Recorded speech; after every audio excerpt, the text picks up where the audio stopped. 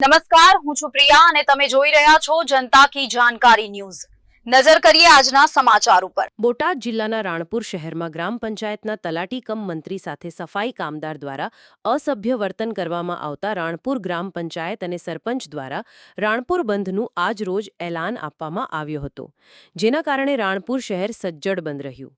રાણપુર શહેરમાં 35 થી 40 ગામોના લોકો ખરીદી કરવા આવતા હોય છે, ત્યારે આજે રાણપુર શહેર સજ્જડ બંધ જોવા મળતા ખરીદી કરવા આવેલા લોકો પાછા ફર્યા હતા, કારણ કે રાણપુર ગ્રામ પંચાયતના તલાટી કમ મંત્રી સાથે સફાઈ કામદાર દ્વારા અસભ્ય ગેરવર્તન કરવામાં આવતા જેના વિરોધમાં રાણપુર ગ્રામ પંચાયત દ્વારા અને સરપંચ ગોસુભા પરમાર દ્વારા રાણપુર બંધનું એલાન આપવામાં આવ્યું હતું, જેમાં રાણપુર સજ્જડ બંધ રહ્યું। રાણપુર ગ્રામ પંચાયતના સફાઈ કામદાર મુકેશભાઈ પુંજાભાઈ વાઘેલાએ તલાટી કમ મંત્રી સાથે કરેલા અસભ્ય વર્તનના વિરોધમાં આજ રોજ રાણપુર સજ્જડ બંધ રહ્યું।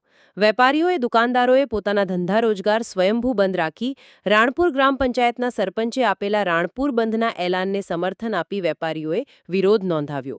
રાણપુર શહેરની તમામ બજારો, મુખ્ય માર્ગો, જાહેર રોડ પર આવતા તમામ ધંધાર્થીઓએ અને લારી ગલ્લાવાળાએ પોતાના ધંધા રોજગાર તેમજ રાણપુર શહેરની તમામ સ્કૂલો અને સરકારી શાળાઓ પણ સંપૂર્ણ સજ્જડ બંધ રાખી રાણપુર ગ્રામ પંચાયત દ્વારા આપેલા બંધના એલાનને સમર્થન આપ્યું હતું। વિપુલ લોહાર, રાણપુર।